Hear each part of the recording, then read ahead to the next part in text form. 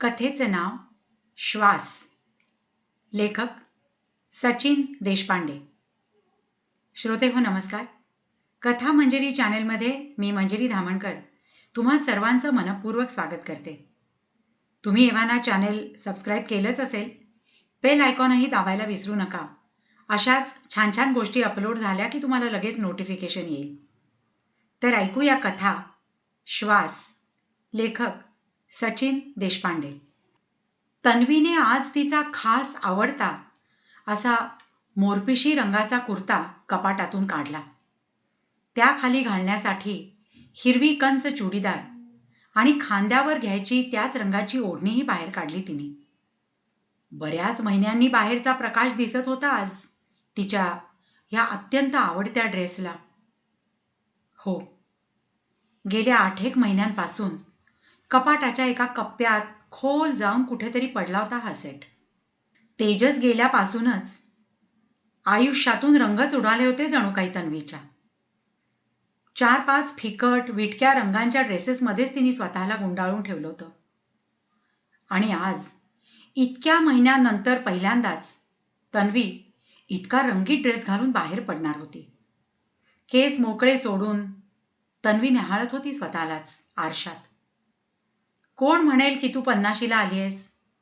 स्वतःलाच हा प्रश्न विचारत छानशी हसलीही ती. नाट्यगृह खच्चून भरलं होतं आणि मस्त वातावरण होतं चहूबाजूला. अत्तर, परफ्यूम, मोगरा, चाफा ही समस्त सुवासिक मंडळी आपापल्या मालकिणीच्या अंगावरून, केसातून आपापल्या वकुबाबर हुकूम घमघमत होती. प्रेक्षकांना आज सोडल्या आपली जागा शोधून त्यावर आपला झेंडा रोवत विजयी मुद्रेंनी आजूबाजूची लगबग बघत बसणं तन्वीला फार आवडे. 3ऱ्या घंटेनंतर तो मंद होत नाहीसा होणारा उजेड असेपर्यंत उपभोगायचा असतो पुरेपूर. हे तिचं तत्व तिने आजही पाळलं होतं. आतापर्यंत अख्खं थिएटर भरलेलं, फक्त तिच्या अगदी इमिजिएटली बाजूची सीट सोडून. 3री घंटा झाली. भोवताली अंधाराचा पडदा पडताच समोरचा पडदा उघडू लागला. हे नेपथ्याचं पहिलं दर्शनही फारच सुखावत असे तन्वीला. ती त्यात गुंततच होती की कोणीतरी येऊन धपकन बसलं तिच्या बाजूला. तन्वी एकदम बावचळलीच. त्या अजून डोळे न सरावलेल्या अंधारातही शेजारी येऊन बसलेलं सामान किमान 100 किलोंचं असावं हे अचूक ओळखले तिने. आल्या आल्या त्या बाजूच्याने स्वतःच्या डाव्या आणि तिच्या उजव्या बाजूच्या हात टेकण्याच्या जागेवर अतिक्रमणच केलं होतं. त्याच्या देहाच्या एकंदर पसाऱ्याचा अंदाज बांधत मग तन्वीनेच आकुंचन पावत आपला उजवा हात स्वतःच्या मांडीवर ठेवला. स्त्री दाक्षिण्य राहिलेलंच नाही आजकाल, असा बोजड विचारही मनातून डोकावून गेला होता तिच्या. एव्हाना रंगमंचावरून येणाऱ्या प्रकाशाने प्रेक्षागृहातील अंधाराचा बऱ्यापैकी ताबा घेतलेला. आजूबाजूचे लोकच नाही तर त्यांचे हसतानाचे दातही आता स्पष्ट दिसू लागलेले. पण तरीही तन्वीचं आपल्या उजवीकडे बघण्याचं मन काही होईना. त्याचा तो हसण्याचा गडगडाटी आवाज, मध्ये मध्ये रुमालातलं त्याचं ते जोराचं नाक शिंकरणं, अधूनमधून निदान शेजारच्या 5-1 जणांना ऐकू जातील अशा ढेकरा देणं आणि येऊन जागेवर टेकल्यापासूनचा तो त्याच्या अंगातून येणारा घामाचा दर्प. एकंदरीतच तन्वीला कळून चुकलेलं की हे प्रकरण सोशल एटिकेट्सच्या बाबतीत अगदीच हाताबाहेरचं होतं. पहिला अंक संपला. तन्वीने अजूनही नेटाने उजवीकडे न बघण्याचा निश्चय पाळला होता. हा आता बाहेर जाऊन किमान 4 बडे उडवणार, म्हणजे आता ह्याच्या त्या बटाट्याच्या सारणाच्या तिखट ढेकराही ऐकाव्या लागणार तर. तिच्या मनात हा विचार आला आणि मागोमाग हसूही फुटलं तिचंच तिला. तिला जाणवलं गेल्या 8 महिन्यात ती चांगली सहनशील झाली. दुसरा अंक सुरू झाला आणि तिला उगीचच असं वाटलं की शेजारचं ते गोदाम हसताना तिच्याकडे बघतंय, तिचा रिस्पॉन्स मागतंय. असते काहींना सवय, एकट्याने हसता येत नाही त्यांना. तन्वी मात्र तिचं अंग बऱ्यापैकी डावीकडे वळवून, तसं म्हटलं तर तिरक्या डोळ्यांनीच नाटक बघत होती. डावीकडे आजी आल्या आहेत हे नशीबच म्हणायचं. हा विचारही चमकत सुखावून गेला होता तिला तेवढ्यातल्या तेवढ्यात. आणि आणि तिला अचानकच जाणवली एक रिकामी शांतता उजवीकडे. जाणवलं तिला गेल्या काही मिनिटांपासून त्या बाजूनी ऐकू न आलेलं ते भेसूर हसणं, घसा खाकरणं किंवा नाक शिंकरणं अगदी काहीच नाही. तिच्या डोळ्यांच्या कोपऱ्यातून तो जागेवरच बसलेला होता हे तिला नक्की दिसत होतं.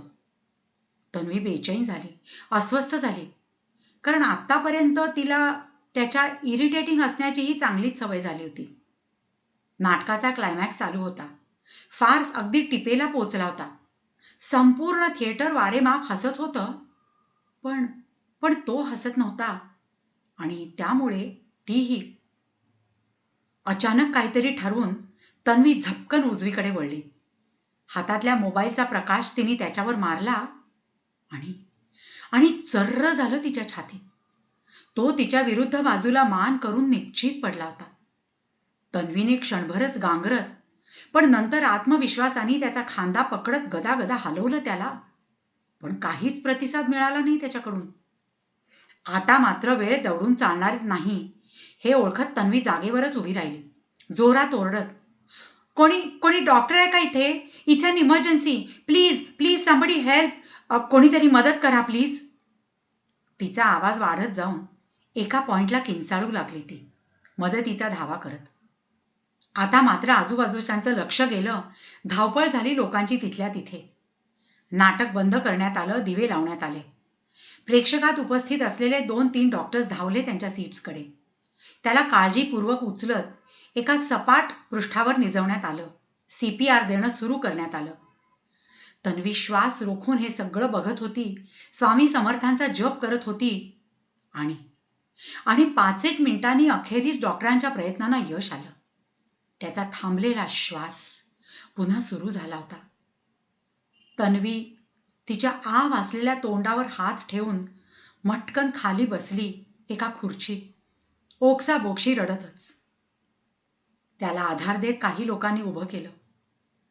बोलावण्यात आलेल्या ॲम्ब्युलन्सकडे त्याला धरून नेत असताना त्यांनी तन्वीकडे पाहिलं आणि हात जोडले तिला. तन्वीचा ऊर आणिकच भरून आला होता मग हे कळून की आपण मदतीसाठी धावा करत असताना हा इसम थोडा तरी कॉन्शियस होता. बऱ्याच जणांनी मग तिच्याजवळ येत तिची पाठ थोपटली.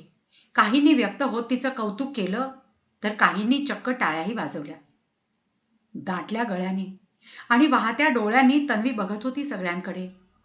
आणि आणि अचानकच त्या गर्दीत तिला तो दिसला. हो हो, तन्वीला तेजस दिसला त्या गर्दीत, टाळ्या वाजवत उभा तिच्यासाठी.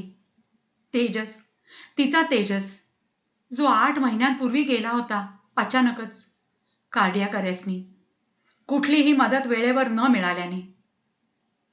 तन्वी किंवा कोणीही त्याच्याजवळ तेव्हा नसल्याने भर गर्दीतही अगदी अगदी एकटा पडून गेला होता तो. आता मात्र त्याचा चेहरा अभिमानाने फुलला होता जणू. तो सांगत होता तिला, माझा त्या वेळचा कोंडलेला श्वास तन्वी, तू आत्ता मोकळा केलास.